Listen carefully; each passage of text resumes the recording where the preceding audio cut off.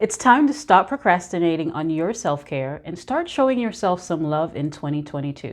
And in this video, I'm going to share 5 tips that could help you get started on your wellness journey. Let's get into it.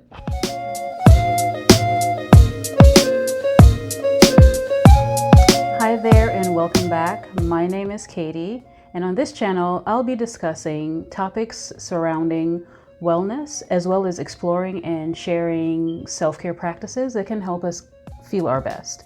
So I just wanted to come on and share 5 tips that can help you get on that journey. So let's just jump right into the video and those tips. I also want to preface, if you see me looking away or looking down, I have a list prepared here that I'm going to just be reading off of, so I don't lose my train of thought, and also I can, present those tips to you in a non-confusing way. So my very first tip here is to get outside if you can. And it sounds very simple, but don't underestimate the benefits of just stepping outside. There are benefits such as, getting vitamin D if you live in a sunny area, or if just taking a, nice 10-minute walk that can help you get a little bit of exercise in. But the benefits of just really stepping away from tasks that may, have you feeling a little bit down, or if you need to step away, if you work from home, this is a good opportunity to take 5-10 minutes, go outside, take a deep breath, recenter, and then maybe re-engage with whatever environment you're in once you feel like decompressed.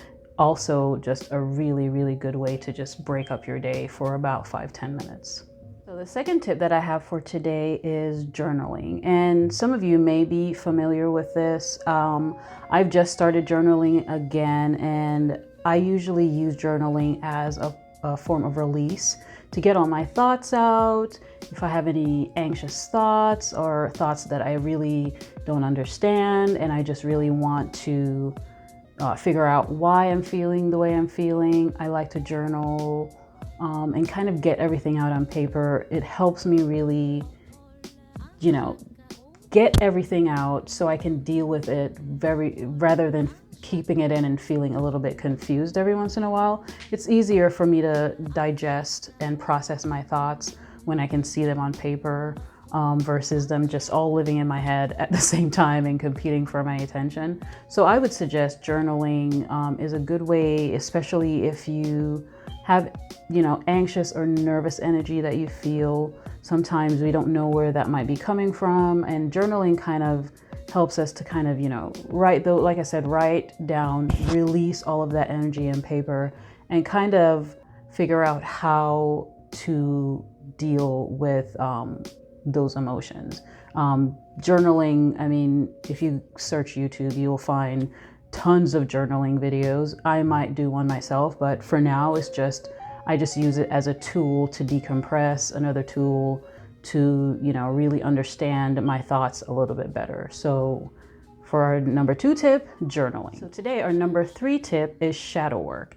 And so by definition, shadow work usually means essentially the process of exploring the hidden parts of your personality, the personalities that we try to, hide behind, and those ones that are stigmatized and stuff like that. So I define shadow work for myself as introspection or self-evaluation.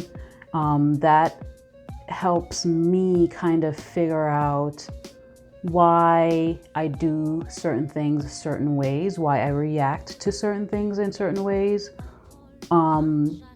It really isn't an easy thing to do, which is to essentially call yourself out on your what. But it's necessary, right? Because we're not all perfect. We're not all golden children, for lack of a better term. We all have those hidden parts of us that we don't want anyone to see, but the truth is we all have it. We all have those personalities that are either toxic a little bit, or rude, or mean, or we're anxious, or we're introverts, and that introversion kind of translate into other things. So shadow work just really helps us kind of open those doors and really try to reveal those things and really be okay with them, because at the end of the day, they are a part of you. And so you need to actually deal with them so they don't manifest in ways that are negative and they don't catch you off guard as well. Sometimes we react to things and we don't even know why we're reacting to them. And shadow work just kind of helps us to evaluate ourselves and really hold ourselves accountable for some of the things that we might be contributing to in our life. Our fourth tip for today is meditation. And meditation is well known for reducing anxiety and stress and helping you get centered and focused. And that is what I use meditation for. I will admit that approaching meditation can be a little bit polarizing for some people. It was for me.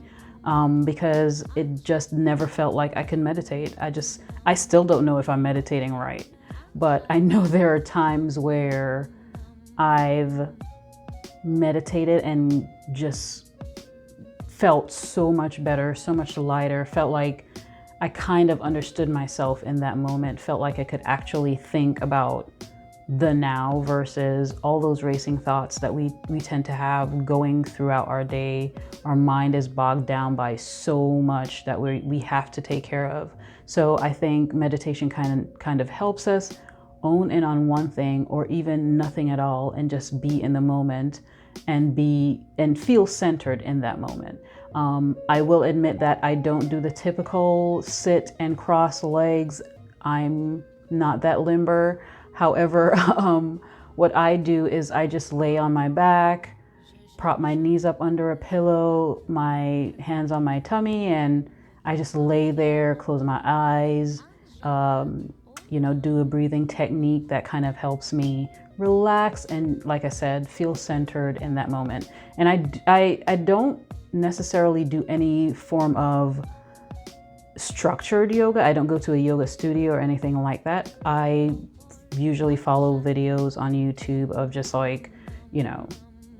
singing bowls and stuff like that, for lack of, additional information on yoga videos. But yeah, you can use yoga for just like you would use walking to kind of bring you back to center, bring you back to feeling more like yourself versus being anxious and bogged down and stressed out. So number 4 tip for today is to maybe start doing a little bit of yoga or even researching it to see how it might be beneficial to you.